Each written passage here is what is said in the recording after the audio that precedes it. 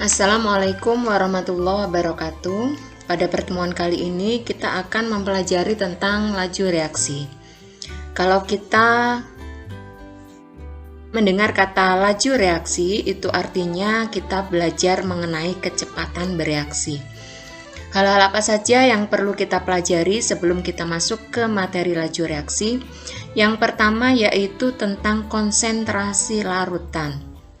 Di sini kalian akan mengenal konsentrasi larutan yang pertama yaitu kemolaran. Apakah itu kemolaran? Cepat lambatnya reaksi dipengaruhi oleh beberapa faktor. Di antaranya yaitu yang pertama adalah konsentrasi zat yang bereaksi. Konsentrasi zat biasanya dinyatakan dengan molaritas, dilambangkan dengan M besar. Molaritas menyatakan jumlah mol per satuan volume. Jadi jumlah mol larutan setiap liter larutan. M sama dengan N per V. N adalah mol dan V adalah volume.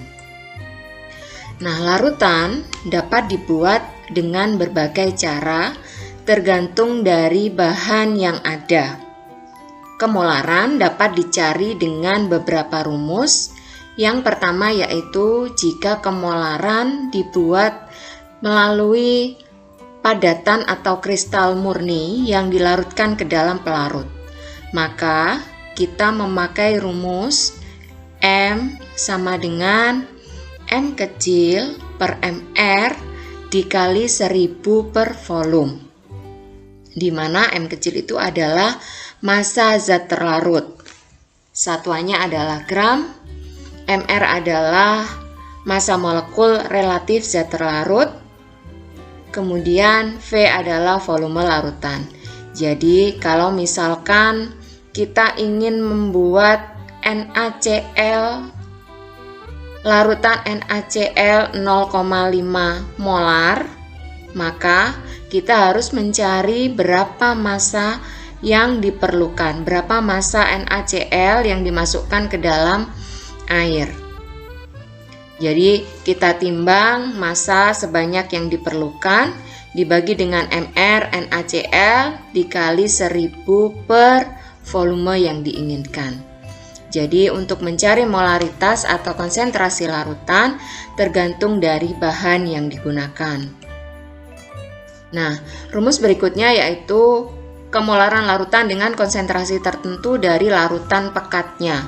Larutan pekat itu adalah larutan yang konsentrasinya lebih besar. Maka dipakai rumus M1 dikali V1 sama dengan M2 dikali V2. M1 yaitu molaritas larutan mula-mula yang lebih pekat. Kemudian M2 adalah larutan yang diencerkan.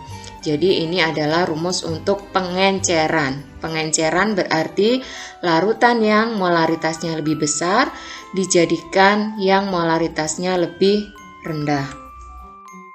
Nah, rumus berikutnya yaitu kemolaran larutan jika hanya diketahui kadar dan massa jenisnya. M sama dengan Rho dikali 1000 dikali 10 dikali persen massa per MR dikali mol. Kemudian yang terakhir yaitu untuk menghitung beberapa campuran larutan yang sejenis, misalkan HCl dengan konsentrasi yang berbeda-beda, maka digunakan rumus untuk mengetahui molaritasnya. M campuran sama dengan Ma kali Va ditambah Mp kali Vb dibagi dengan volume total. Kemudian pengertian laju reaksi. Laju reaksi didefinisikan sebagai perubahan konsentrasi reaktan atau produk setiap satuan waktu. Jadi V itu adalah D itu adalah perubahan, C itu adalah konsentrasi per satuan waktu. Jadi V itu adalah laju reaksi, kemudian DC itu adalah perubahan konsentrasi. Jadi berapa konsentrasi yang berubah?